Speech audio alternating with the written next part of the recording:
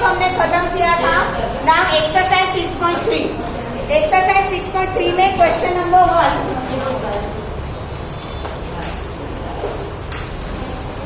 In figure नीचे हमें 3 figure दी है, उसमें figure number 6.39 sides QP figure बनानी है। हाँ, एक हर एक क्वेश्चन के अंदर एक एक। अभी है figure 6.39 sides QP and RQ of triangle PQR are produced to point S and T respectively. देखो एक ट्राइंगल दिया है PQR,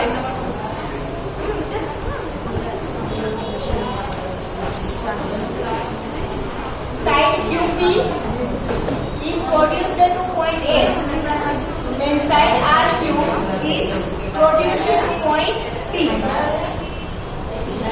respectively. If angle SPR is equal to 135, SPR 135 degree and angle PQT 110, PQT 110, then find PRQ. हमें ये find करना है।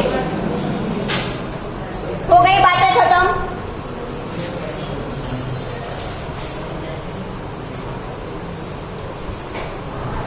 Triangle PQR में side QP है वो पॉइंट S में प्रोड्यूस की है, साइड RQ है वो पॉइंट T पर प्रोड्यूस की है। एंगल SPR हमें दिया है 135 डिग्री, एंगल PQT दिया है 110, तो हमें एंगल PRQ फाइंड करना है। गिवन क्या है? Angle SPR is equal to 135 degree, angle PQT is equal to 110 degree, तो हमें PRQ फाइंड करना है। क्लियर? अब यहाँ पर ध्यान से देखो, लास्ट लेक्चर में हमने थ्योरम 6.8 देखा था। उसमें हमने देखा था कि ट्रायंगल का एक्सटीरियर एंगल कितना होता है? ऑपोजिट दोनों इंटीरियर एंगल का सम। और हमारे पास दोनों के दोनों नहीं है, तो अगर शायद एक अवेलेबल होगा तो दूसरा मिल जाएगा, क्योंकि एक्सटीरियर तो हमारे पास ऑलरेडी है। ठीक है, अब ये RQT ये एक लाइन बन रही है, यस और नो? है। और तो ये दोनों angle point Q common Q में से निकल रहे हैं, तो ये दोनों कैसे एंगल हुए? Linear pair of angles, yes और नो? ये दोनों एंगल, ये Q पॉइंट का एक्सटीरियर और इंटीरियर दोनों एक दूसरे के क्या हो गए? Linear pair of angle. और linear pair of angle always कैसे होते हैं? सप्लीमेंट्री। मतलब एक 110 है तो दूसरा आपको मिल जाएगा। लीनियर पेयर ऑफ एंगल इक्वल नहीं होते, सप्लीमेंट्री होते हैं। तो क्या होगा? Angle PQT plus PQR, angle PQT plus angle PQR is equal to 180। Reason is linear pair of angles.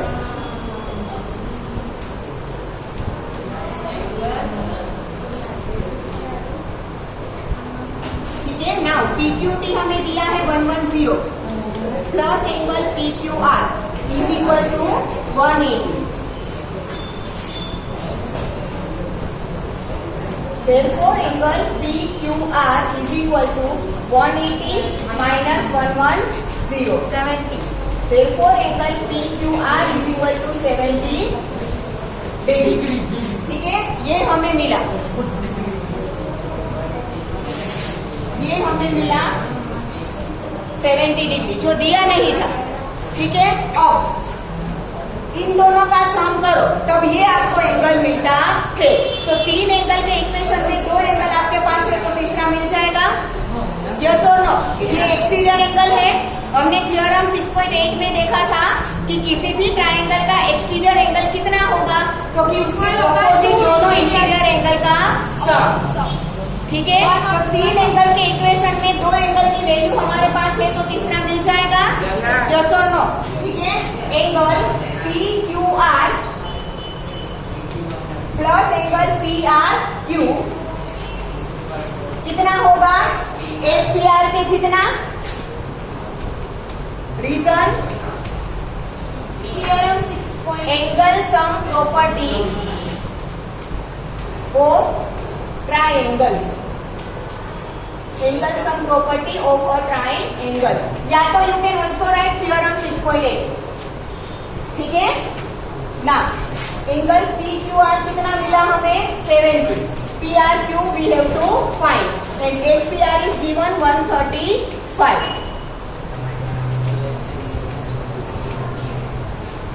Clear ना। एंगल पी आर क्यू कितना होगा 135 माइनस 70, तो angle P R Q is equal to 65 degree, जो हमें बोला था find करने को क्वेश्चन में। क्लियर। पी क्यू आर ये, पी आर क्यू ये, एस पी आर ये।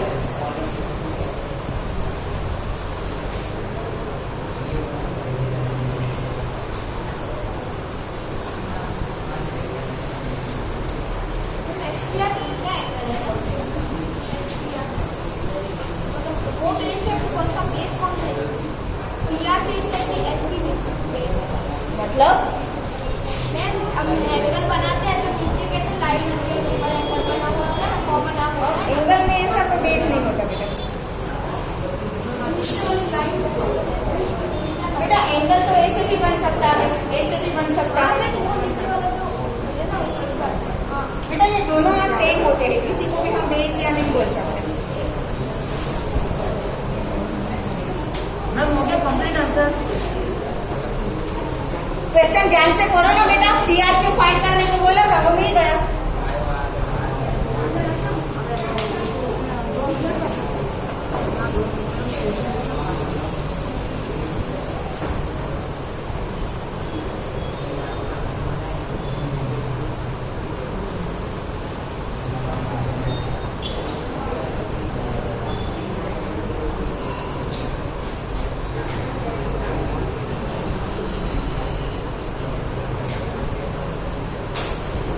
हो गया सबका?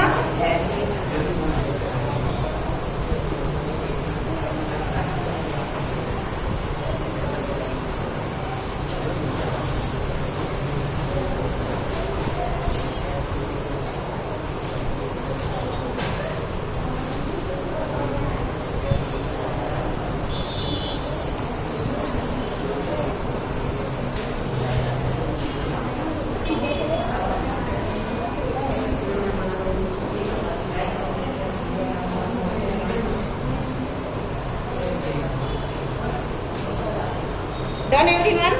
Yes. Now move to question number 2. Ma'am ये साइड का रहने देना।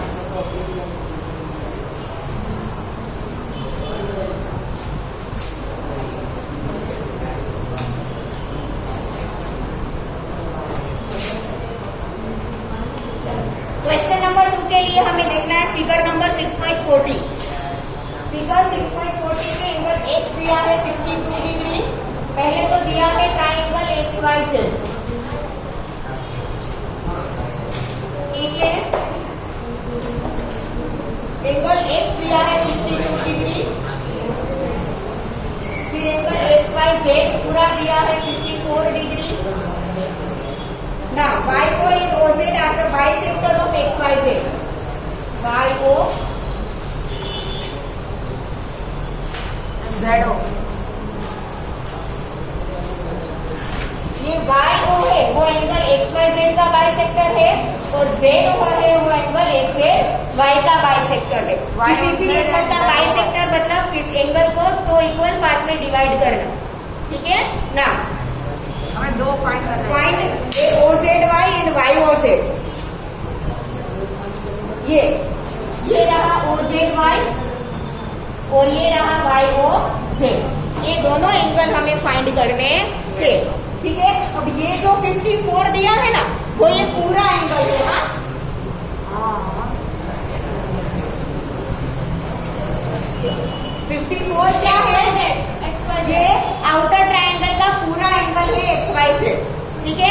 अब हमने थ्योरम 6.7 में देखा था कि किसी भी ट्रायंगल के तीनों एंगल का सम कितना होगा 180 डिग्री। क्या सुनो 6.7 में देखा था ना, ठीक है। तो वहीं से स्टार्ट करेंगे। तो गिवन है वो लिख देते हैं angle x is equal to 62 degree, angle XYZ is equal to 54 degree. We have to find angle OZY and angle Y O Z. हाँ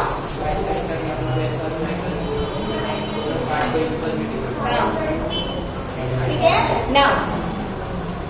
ये एंगल वाई एक्स जेड मतलब एंगल एक्स होगा, यस और नो।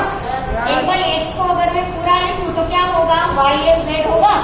ठीक है, angle Y X Z plus angle X Y Z plus angle X Z Y. Sum कितना होगा 180 degree. Reason is angle sum property of triangle.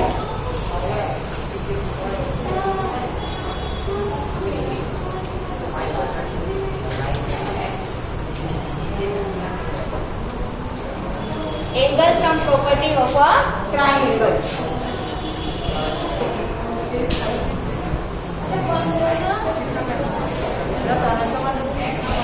ना angle Y X Z हमें कितना दिया है 62 degree plus angle X Y Z दिया है 51 degree plus angle X Z Y we have to find. ये दोनों वैल्यूज हमने कहाँ से लिखी, तो कि गिवन है। ये दोनों वैल्यूज हमने यहाँ पे लिखी because it is given. Now X Z Y we have to find. पहले तो 62 प्लस 54 क्या होगा, angle X Z Y is equal to 180 degree minus इन दोनों का सम 10116 होगा बेटा। 2 प्लस 4 6 6 5 1 6 प्लस 5 11। ठीक है, therefore angle X Z Y कितना होगा 180 माइनस 110 70 माइनस 64 डिग्री। क्लियर, ये मिल गया हमें पूरा एक्स जेड वाई। ये पूरा मिला हमें एक्स जेड वाई 164 डिग्री। ठीक है, अब हमें ये दोनों एंगल फाइंड करने थे। तो हमें क्वेश्चन में ऑलरेडी दे रखा है कि ZO is bisector of X Z Y. ठीक है, तो ये दोनों एंगल क्या होंगे, हाफ हाफ होंगे। ठीक है, 64 के ये दोनों क्या होंगे, हाफ हाफ होंगे। तो हमें फाइंड करना है O Z Y. Angle O Z Y is equal to 1/2 of angle X Z Y. Reason क्या है, ZO is bisector of angle X Z Y. ZO उसका बाइसेक्टर है, इसीलिए ओ जेड वाई इसका क्या होगा, हाफ होगा। तो angle O Z Y is equal to 1/2 into 64। Therefore angle O Z Y is equal to 32 degree. एक मिल गया। ठीक है, दूसरा क्या फाइंड करना था हमें, ये छोटू सा, ये ऊपर आप निकाल दो तो ये ट्रायंगल आपको OYZ मिला। यस और नो। ठीक है, तो ये ट्रायंगल में हम एंगल सम प्रॉपर्टी लगा सकते हैं। तीनों एंगल का सम 180 डिग्री। यस और नो। बट इसके लिए हमारे पास ये तो हमें मिल गया 32 डिग्री। ये हमें फाइंड करना है। अगर हमारे पास ये वाला एंगल भी हो तो हमें तीसरा मिल जाएगा।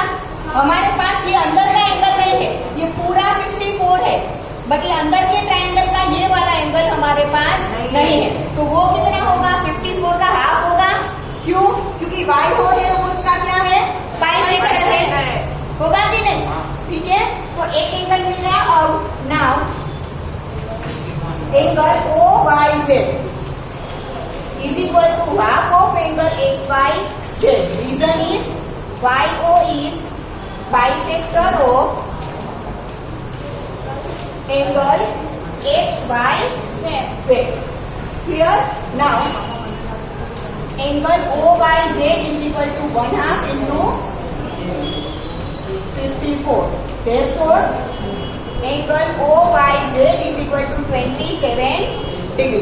ठीक है, ये वाला हमें अंदर का कितना मिला 27। ठीक है, अब तीन में से दो एंगल हमारे पास है, तीनों का सम 180, तो तीसरा भी मिल जाएगा। ठीक है, एंगल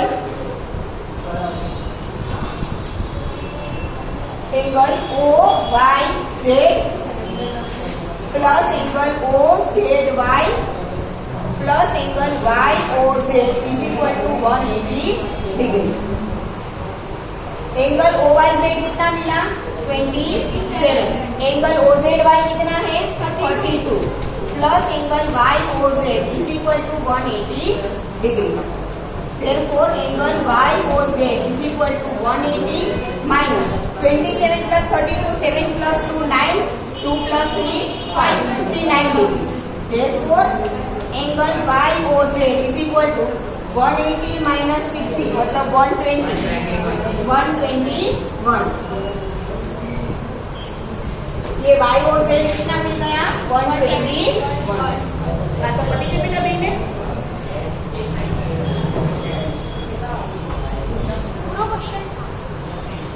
दो फाइंड करने थे वो दोनों मिल गए।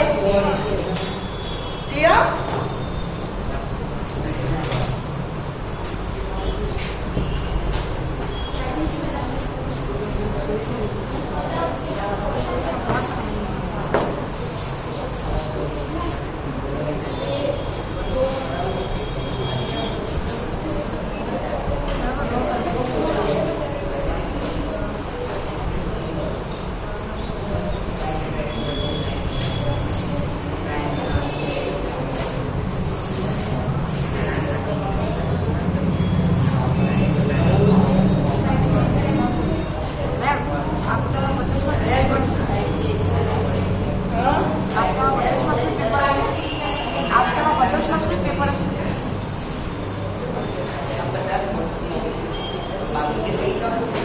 अभी तो 50 मार्क्स नहीं हो रहा है हाफ ईयरली।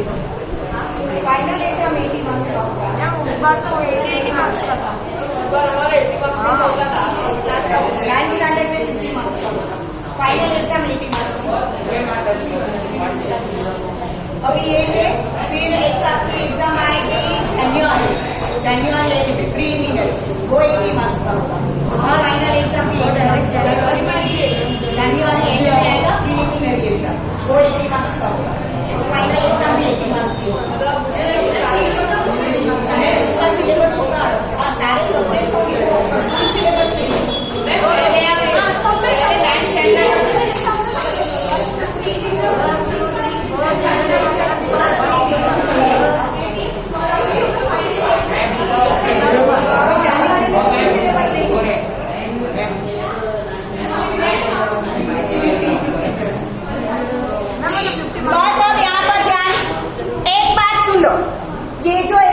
अक्टूबर में होगी वो 50 मार्क्स की होगी।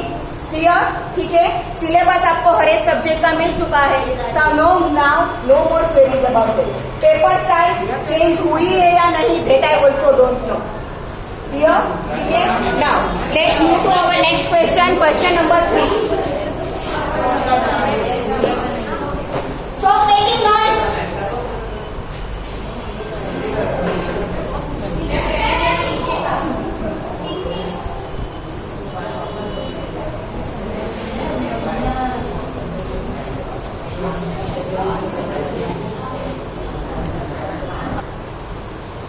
क्वेश्चन नंबर 3 के लिए हमें देखना है figure number 6.41। Figure 6.41 if AB is parallel to CD कैसे का बात चलिए DE बात चलिए रे नो आर्ग्यूमेंट मारे कोई आर्ग्यूमेंट नहीं जोती बात जाओ ઊભી થાઓ ગો પછી કઈને હું પાછળ વળું છું એવી વાતો ચાલુ થઈ જાય છે શરમ વગરના।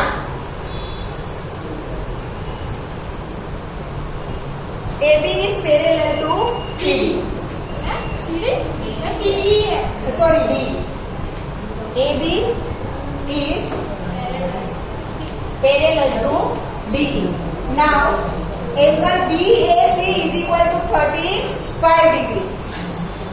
Angle BAC, यहाँ पर कोई पॉइंट है C. ये दिया है 130, only 35 degree. ठीक है। Angle CDE is equal to 53 degree. ये angle CDE is equal to 53 degree. ठीक है। तो हमें फाइंड करना है DCE। ये एंगल DCE।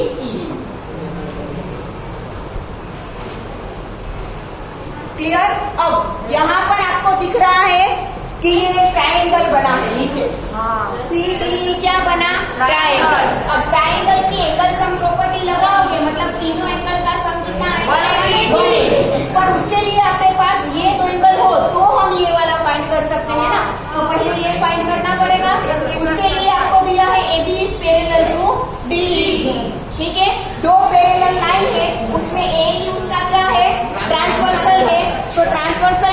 से यहाँ पे आपको दिख रहा है ये उल्टा जेड बन रहा है। Alternate interior angles. उल्टा जेड बना, दैट मीन्स ये दोनों एंगल क्या हो गए? Alternate alternate interior angles and alternate interior angles are always equal. तो ये भी कितना मिलेगा? 35 डिग्री। पर वो पहले लिखना पड़ेगा सब कुछ, हाँ। ठीक है। एंगल पहले जो दिया है वो लिख देती हूँ। एक दिया है एंगल BAC 35 डिग्री दिया है, एंगल CDE दिया है 53 डिग्री एंड एंगल CED या तो DEC we have to find.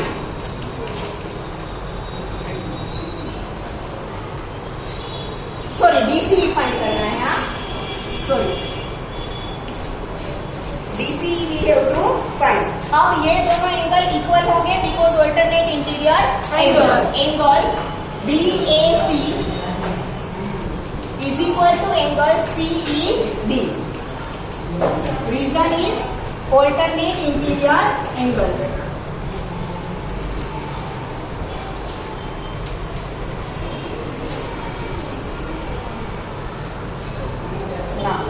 अब BAC दिया है 35 तो CED भी कितना होगा? 35।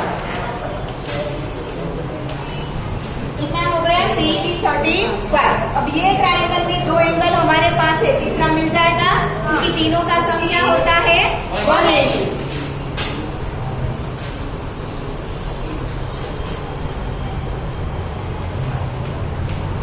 In triangle CDE angle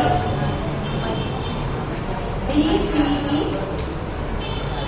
plus angle CDE plus angle CED is equal to 180 degree. Reason is angle sum property of triangle. angle sum property of a triangle. Pushpraj,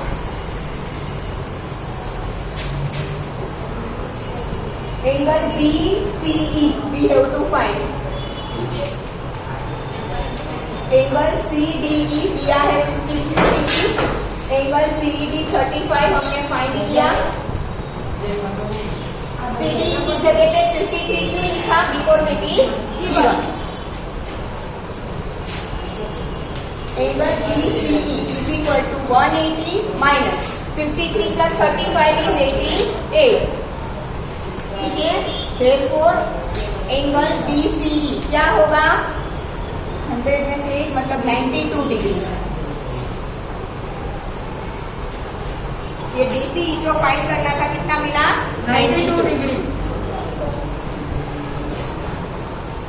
complete answer.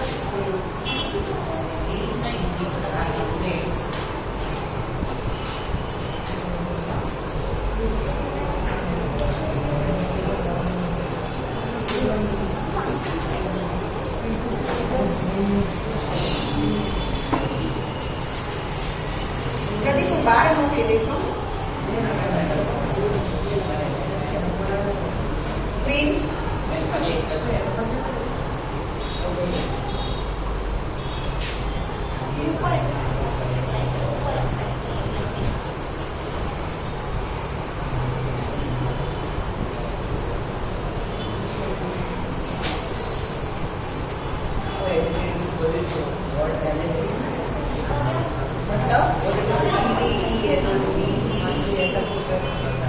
बेटा पर angle के नाम तो हमें जो दिए हैं उसी का इस हिसाब से रखने पड़ेंगे ना, जो आता है।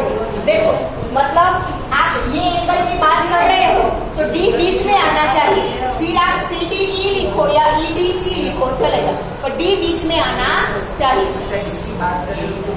हाँ, आप CDE लिख सकते हो या तो EDC लिख सकते हो।